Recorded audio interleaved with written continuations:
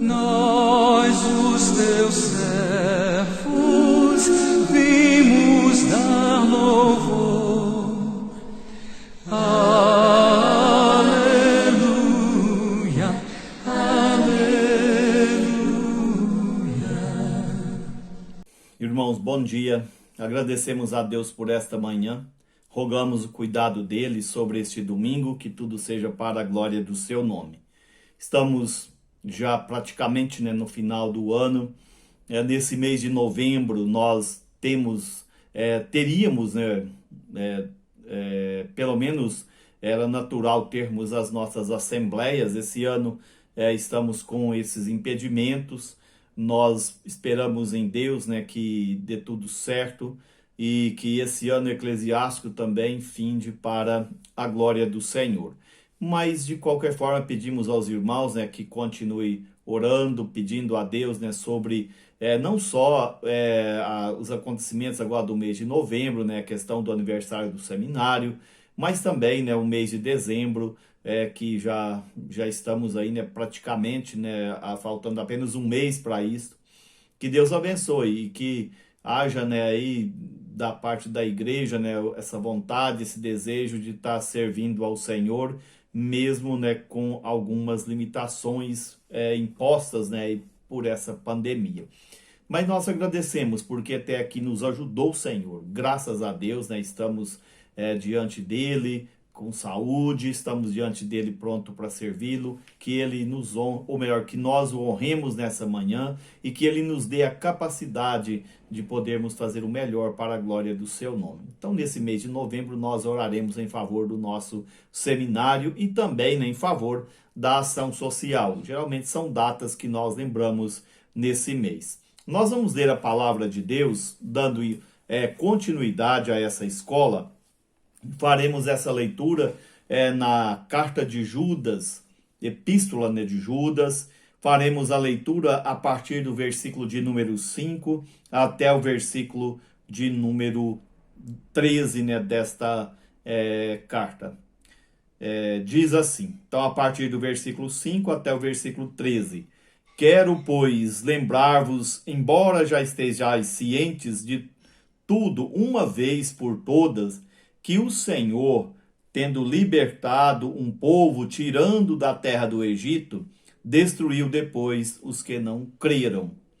E os anjos, os que não guardaram o seu estado original, mas abandonaram o seu próprio domicílio, ele tem guardado sob trevas em algemas eternas para o juízo do grande dia.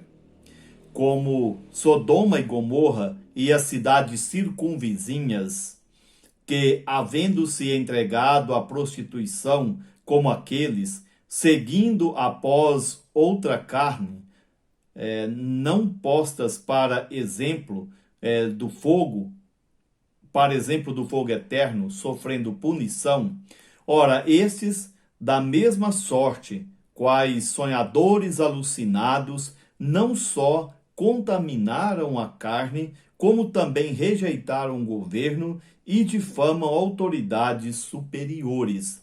Contudo, o arcanjo Miguel, quando contendia com o diabo e disputava o corpo de Moisés, não se atreveu a proferir juízo infamatório contra ele. Pelo contrário, disse: o Senhor te repreenda.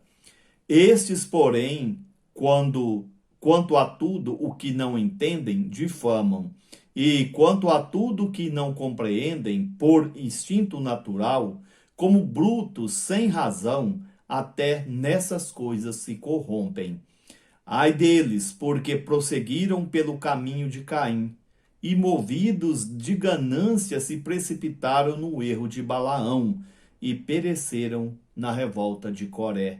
Estes homens são como rochas submersas em vossas festas de fraternidade, banqueteando-se juntos sem qualquer recato, pastores que a si mesmos se apacentam, nuvens sem água, impelidas pelos ventos, árvores em plena estação dos frutos, destes desprovidas, duplamente mortas, desarraigadas, ondas bravias do mar, que espumam as suas sujidades, estrelas errantes, para as quais tem sido guardada a negridão das trevas para sempre. Que Deus nos ajude, nos abençoe.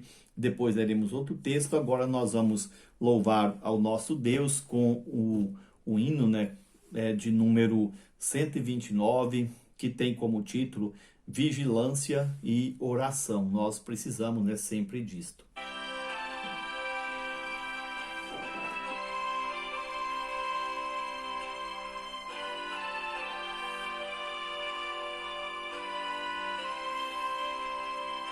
Bem de manhã, embora o céu sereno pareça um dia calmo anunciar, vigia e ora o coração pequeno, um temporal pode abrigar. Bem de manhã e sem cessar vigiar e orar ao meio-dia, quando os sons da terra abafam mais de Deus a voz de amor, recorre a oração, evita a guerra e goza a paz com o Senhor. Bem de manhã e sem cessar vigiar e orar, do dia ao fim, após os teus lidares, relembra as bênçãos do celeste amor e conta a Deus prazeres e pesares, depondo em suas mãos a dor. Bem de manhã e sem cessar vigiar e orar.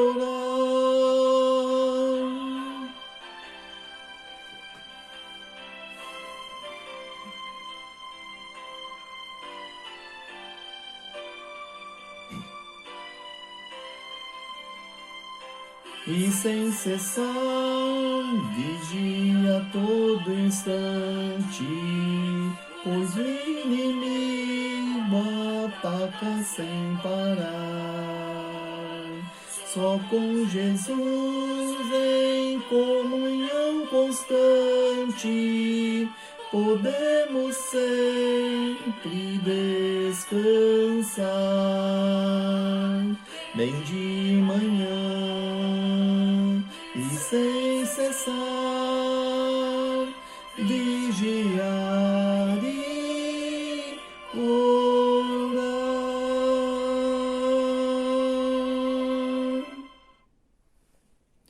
Deus nos ajude, nos abençoe a orar em todo instante, desde manhã, né?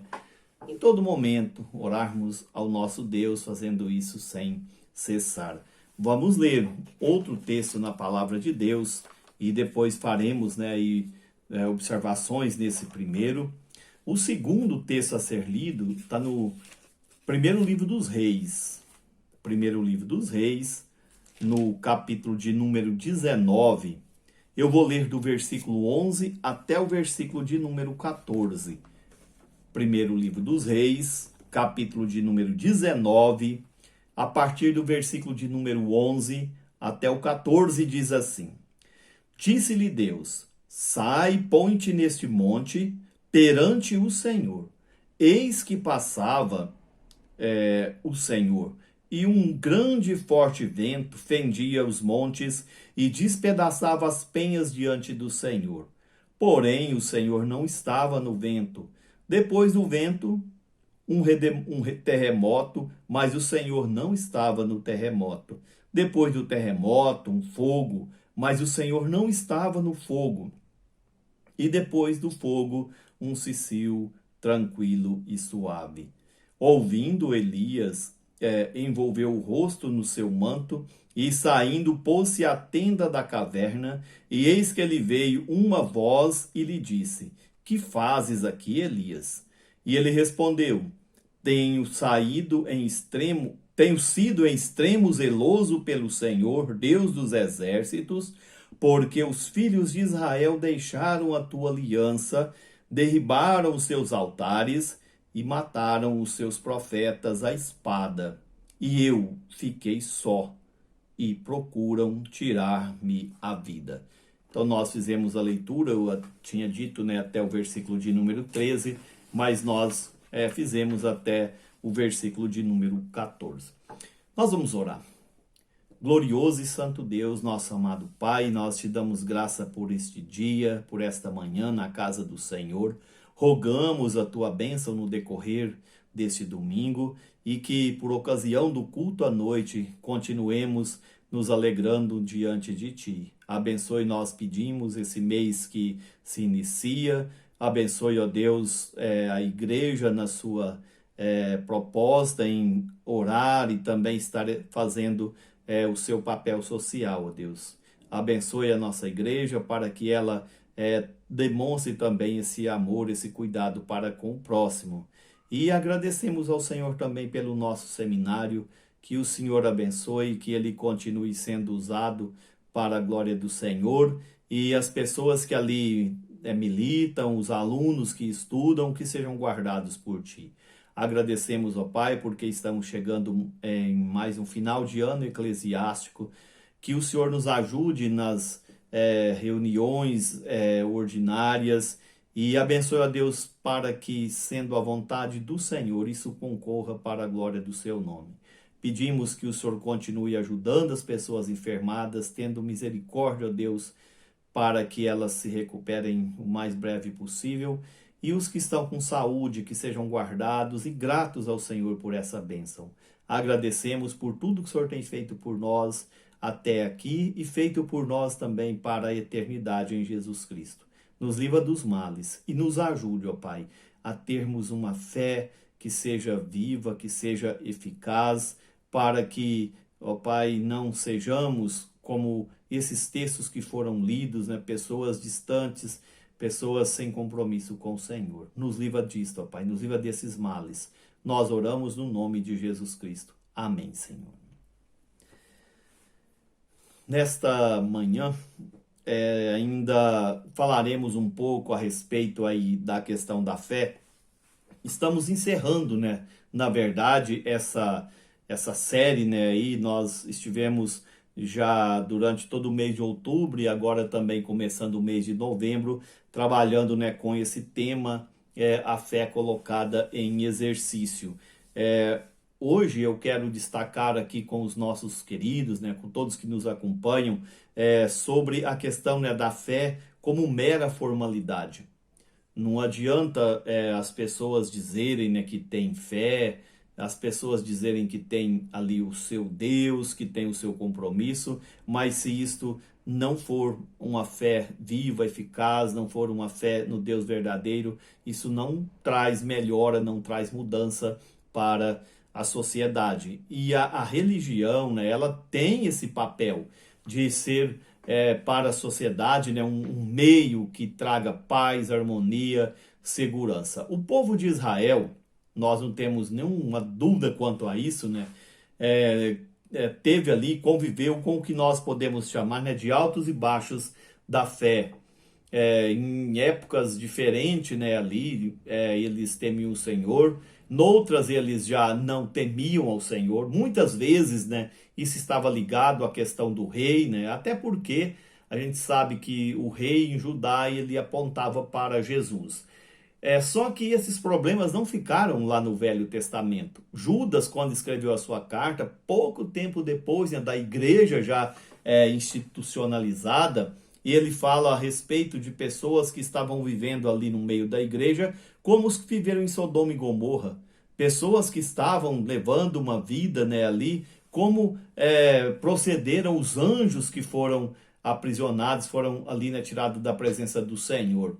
Pessoas que estavam procedendo como Caim, estavam também andando ali, vivendo, né, como Balaão, na ganância, e pessoas cheias de revoltas, cheias de com Deus, problemas com Deus, assim como também, né, foi ali no caso, né, daqueles homens que Judas destaca. Na questão de Coré, né, esse último.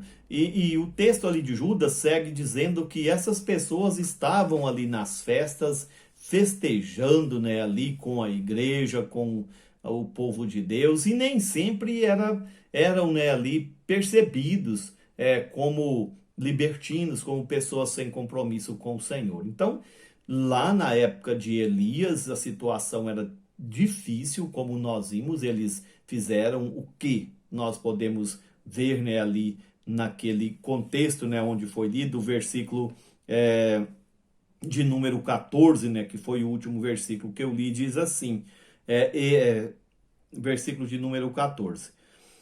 Tendo sido em extremo zeloso pelo Senhor, Deus dos exércitos, porque os filhos de Israel deixaram a sua aliança, deixaram a aliança ali do Senhor. Então eles, a primeira coisa que eles fizeram foi deixar, né, ali os compromissos com Deus, observar os princípios de Deus. É comum no meio das chamadas, né, igrejas reformadas a ideia de que quando a Bíblia deixa de ser regra de fé e prática, as outras coisas, né, ali, os outros pecados, eles deixam de ser vistos, né, como uma ofensa a Deus. Porque se eu deixo de lado a Bíblia, se eu não levo a sério os princípios de Deus, o que vai servir de referência, né, para mim, de aferidor? O que vai servir como absoluto na minha vida?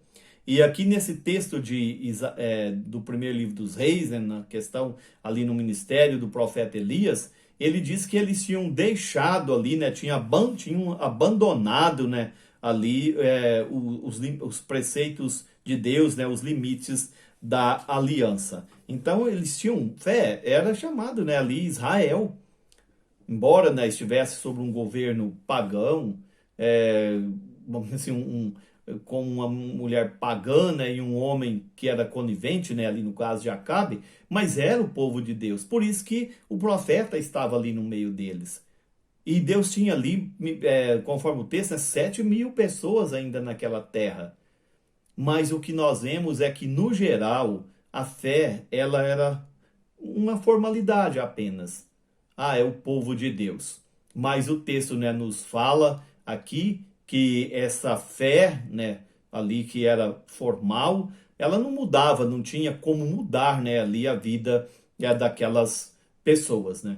Por isso, o texto deixa aqui bem claro, né, que eles então abandonaram os princípios, deixaram de lado, né, os princípios da aliança, né, os princípios da palavra de Deus. O versículo, né, novamente o versículo 14, né, diz que os filhos de Israel deixaram a aliança. Não está falando de um povo estranho ali, né, dos cananeus, não está falando ali de outras nacionalidades pagãs, mas está falando que os filhos de Israel fizeram isso, abandonaram, né, ali o Senhor. E ainda nós podemos ver nesse mesmo sentido, né, que a fé como mera formalidade, o que ela pode causar, né? No mesmo versículo diz que eles profanaram, né, ali os lugares de adoração, né? Diz o texto, né, aqui que além que eles deixaram a aliança e derribaram os altares, né, ali do Senhor. Se nós quisermos aqui tomar como exemplo, né, só a gente lembrar ali de quando Jesus estava no seu ministério terreno, ele já numa certa feita, né, ali foi ao templo e ele encontrou ali, eram mercadores, né, encontrou ali cambistas, pessoas, né, que estavam simplesmente usando o templo como atalho e não encontrou ali adoradores, não encontrou ali pessoas, né, que queriam verdadeiramente servirem ao Senhor. E ele então diz que aquele lugar, aquela casa ali era chamada casa de oração. E aqui diz que eles derribaram, eles não levaram a sério ali, né, essa ideia de preservar, né, o lugar da adoração. Tudo bem que a gente fala, mas esse aqui é o Reino do Norte, eles não podiam ali construir altares, eles não podiam ali, né, ter um lugar de, vamos dizer, de culto, a não ser ali na região, né, do sul, por causa da Arca da Aliança, né, esse tipo de coisa que a gente conhece. Mas o texto nos fala que eles profanaram, eles derrubaram, eles abandonaram essa ideia de culto, essa ideia de adoração. É comum a gente ver pessoas que gostam, né, de determinada casa ali, gastar parte da sua vida arrumando, procurando deixar como um ambiente agradável, né? E a gente vê no meio da idolatria também, né, altares de deuses estranhos, né, e sendo adornados, sendo trabalhados, né? E muitas vezes a gente não vê isso no meio do povo de Deus, né? Com respeito aos lugares de adoração, com respeito aos objetos, né, de culto, com respeito, né, sem dúvida nenhuma, né, a ideia, né, de estar servindo ao Senhor, né, num lugar aprazível. Então eles, como vimos, né, além deles aqui deixarem a aliança, eles já não se preocupavam mais com o culto. Isso é consequência. Abandonou os preceitos de Deus, o culto passa a ser uma formalidade, passa a ser apenas uma ideia, né, ali de obrigação, de costume, e não a ideia de estar na presença do Senhor, né, ali, de um Deus que é fogo que consome. Abandonou a Bíblia, abandona também certamente o culto, abandona ali, né, as questões, né, espirituais. E depois, no mesmo texto, fala de uma situação terrível, né, aqui, que além deles abandonarem os princípios de Deus, além de profanarem ali o lugar de adoração, eles banalizaram, né, ali o que nós podemos chamar, né, de amor ao próximo, porque diz aqui que eles mataram os profetas à espada. Então, o que a gente pode ver aqui? Parece que é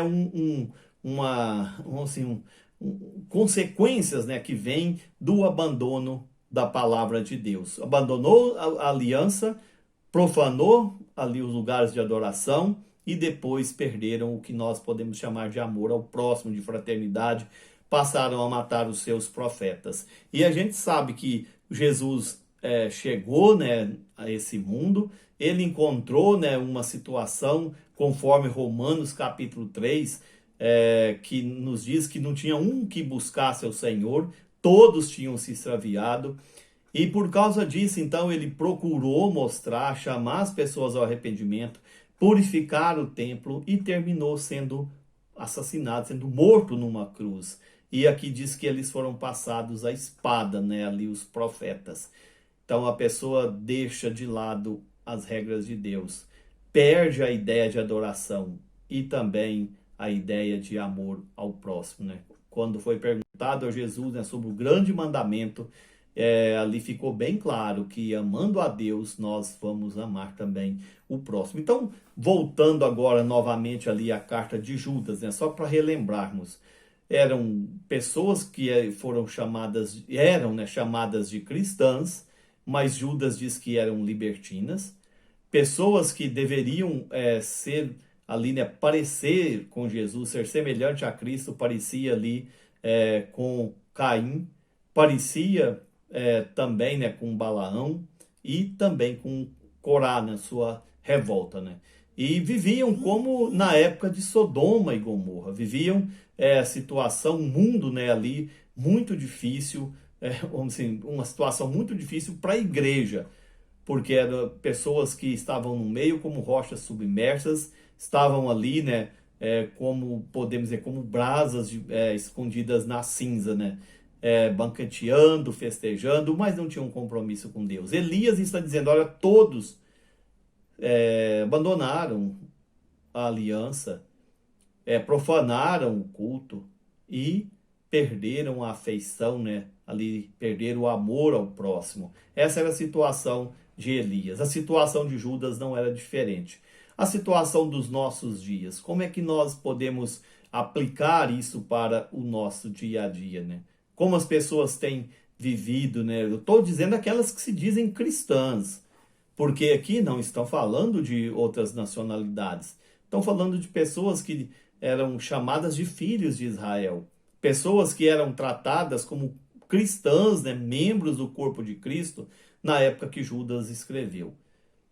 Então nós vemos que, infelizmente, o que aconteceu lá na época de Elias acontecia também na época de Judas e acontece em qualquer época que as pessoas abandonam as Escrituras. Acontece em qualquer época que deixam de lado os princípios de Deus. Porque se isso acontece, o que vai ser para nós um aferidouro? Qual vai ser o nosso norte, né, vamos dizer? Para onde nós vamos olhar se nós abandonarmos as regras de Deus? Os homens, eles falham, as leis, elas podem falhar, mas os princípios de Deus permanecem, né, eternamente. Então, por isso, é muito importante nós firmarmos nas Escrituras. E ali, naquele contexto, né, de Elias, abandonaram, profanaram o lugar da adoração. Não levaram a sério o que é estar na presença do Senhor. Interessante que os profetas de Baal até se machucavam, né, ali naqueles cultos, e acreditavam naquilo, pensando que eram deuses mesmo, né, para quem eles estavam clamando. E Elias clamou ao Deus do céu e a bênção aconteceu. E esse povo então perdeu essa ideia de adoração, de lugar de adoração, de lugar de prestar culto ao Senhor. Por isso também, à medida que nós distanciamos de Deus, nós deixamos de amar ao próximo. As pessoas têm uma ideia diferente, falam que a igreja atrapalha a paz, que a igreja causa transtorno. Não. Quanto mais as pessoas amam a Deus, mais amor ao próximo. Quanto menos as pessoas amam a Deus, mais egoísmo. Caim não amava a Deus, matou o irmão dele. Aqueles homens na época de Jesus não amavam a Deus, mataram, né, o filho de Deus. No caso aqui, Jezabel não amava a Deus, queria matar o profeta de Deus. Então nós vemos que é o contrário do que as pessoas imaginam. Quando diz, olha, a fé, o cristianismo, vamos pegar, né? Trouxe muito transtorno para o mundo. E como seria o mundo sem o cristianismo? Como seria o mundo sem a palavra de Deus? Então nós que temos esse privilégio, apeguemos cada vez mais a essa palavra, que a nossa fé não seja uma mera formalidade, que realmente, né, nós nos preocupemos em agradar ao Senhor. Elias estava ali registrando a situação da sua época. Filhos de Israel que abandonaram a lei, que tristeza, né? Filhos de Israel que profanaram a adoração, que triste. Filhos de Israel que matavam o semelhante, o próximo, que situação estranha. Judas conviveu com isso. Isso tem acontecido em muitas épocas. Que Deus nos ajude, nos livre de que isso aconteça no nosso período, na nossa época. Que nós entendamos que a fé, ela não pode ser apenas formalidade, mas tem que ser uma fé viva e eficaz. Essa luta pela doutrina que um dia foi entregue aos santos. Que Deus nos ajude, nos abençoe. Amém. Sim, eu amo.